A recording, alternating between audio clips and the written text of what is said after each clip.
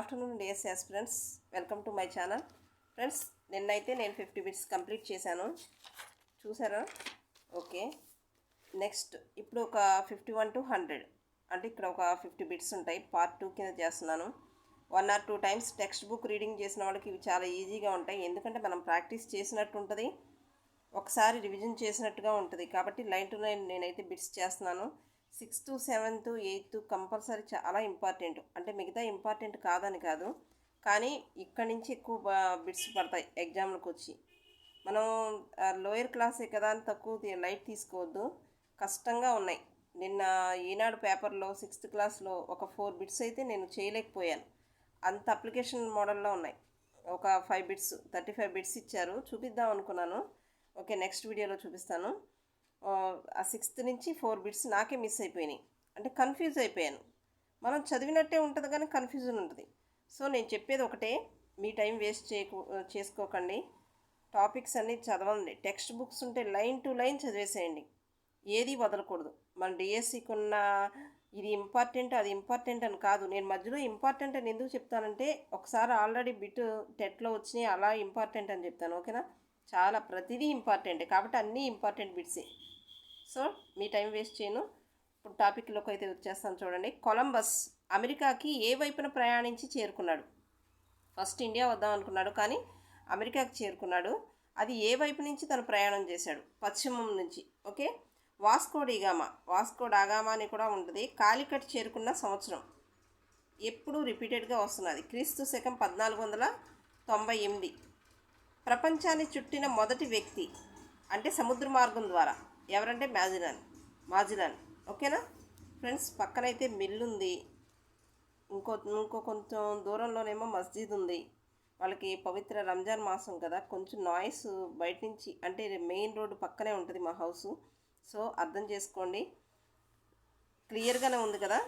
Okay, పట తయారీదారులను ఏమంటారు? కార్టోగ్రాఫర్లు అంటారు. పటాలని తయారు చేసేవాళ్ళని ఏమంటారంటే కార్టోగ్రాఫర్లు.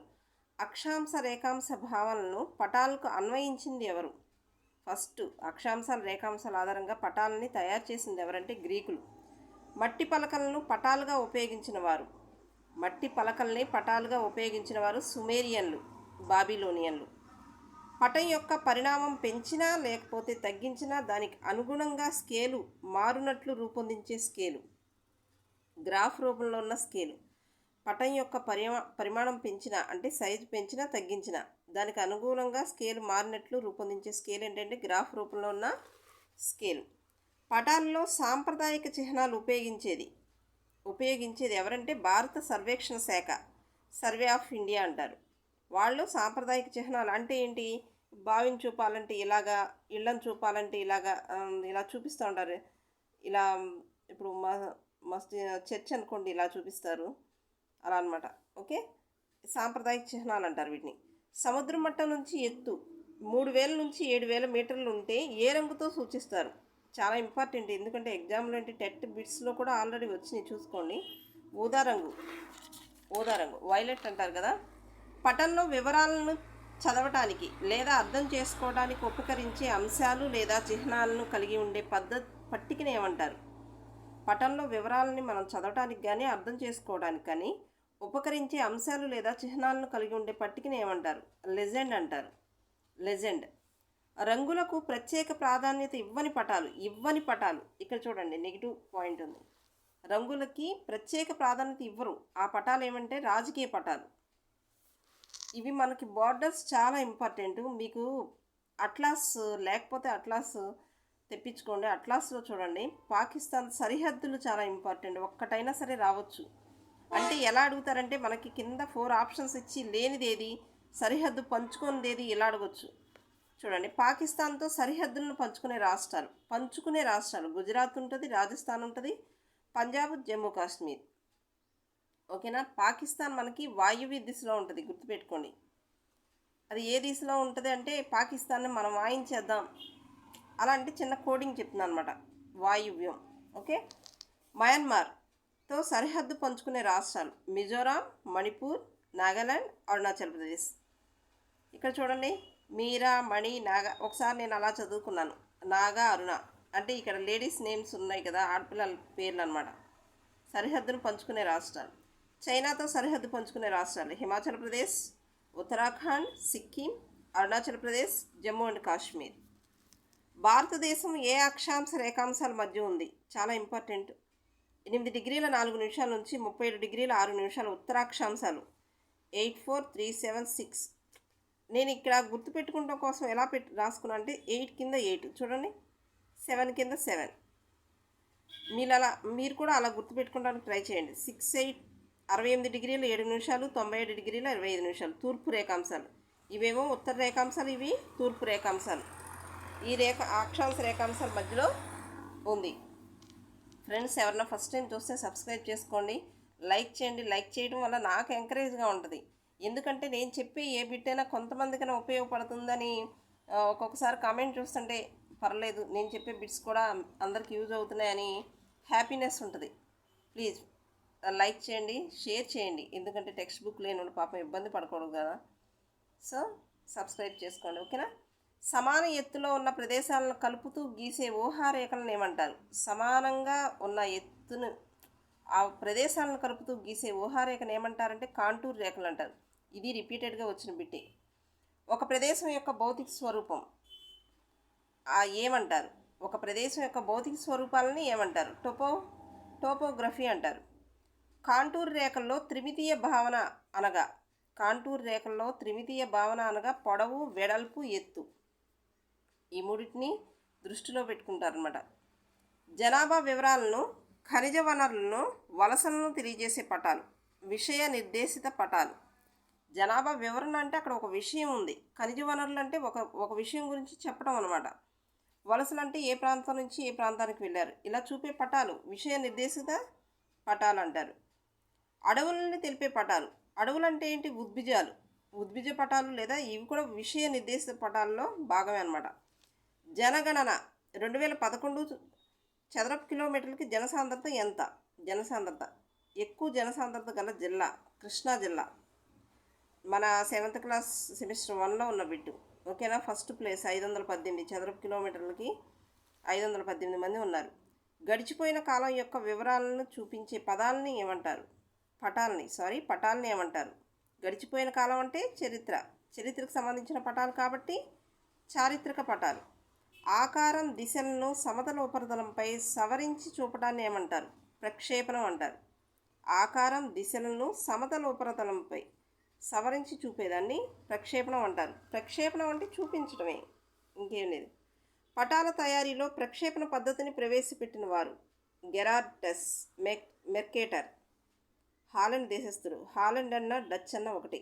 గెరార్డస్ మెర్కేటర్, ఓకే. ప్రక్షేపణ పద్ధతిని ప్రవేశపెట్టింది పటాల తయారీలో.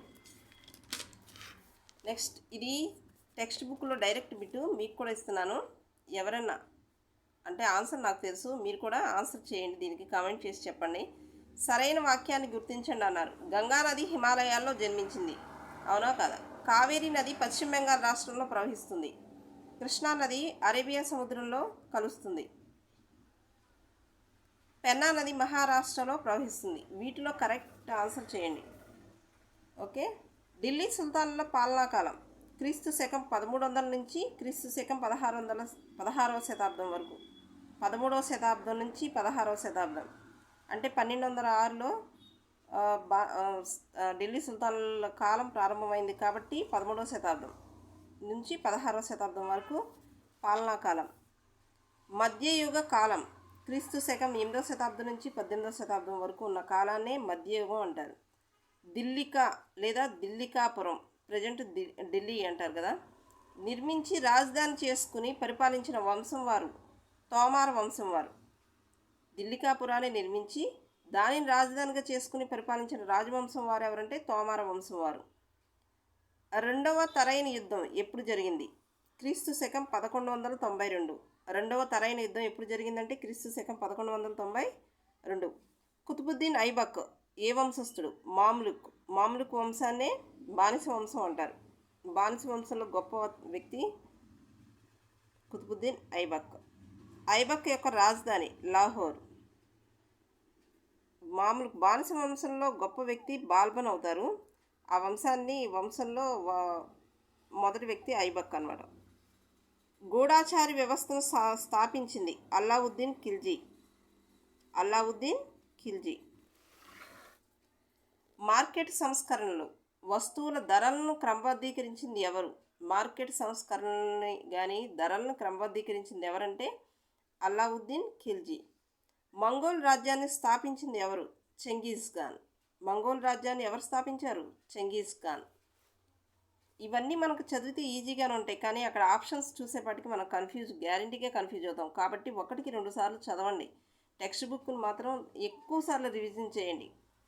రాజధానిని దేవగిరికి అంటే దౌలతాబాద్కి మార్చింది ఎవరంటే తుగ్లక్. ఏ తుగ్లక్? మహమ్మద్ బిన్ తుగ్లక్. ఇతను ఖగోళ శాస్త్రవేత్త, అన్నిట్లో పండితుడే ఇతను కూడా. తైమూర్ భారతదేశంపై దండెత్తింది ఎప్పుడు? తైమూర్ క్రీస్తు శకం 1398. భారతదేశంపై దండెత్తింది 1398. బానిసలను కొనుగోలు చేయడాన్ని పర్షియాలో ఏమంటారు? పర్షియా భాషలో ఏమంటారంటే బందగాన్. బంధించడం అనమాట, నేను అనుకుంటున్నాను. ఇక్తాలకు అధిపతి అంటే ఇక్తాలకి కొంతమంది సైనిక అధికారులను నియమించారు. అంటే ఆ నియమించిన వాళ్ళని అధిపతులను ఏమంటారంటే ముక్తీలు అంటారు. ఢిల్లీ సుల్తానుల కాలంలో ప్రధాన పరిశ్రమ వస్త్ర పరిశ్రమ. చాలా ఇంపార్టెంట్.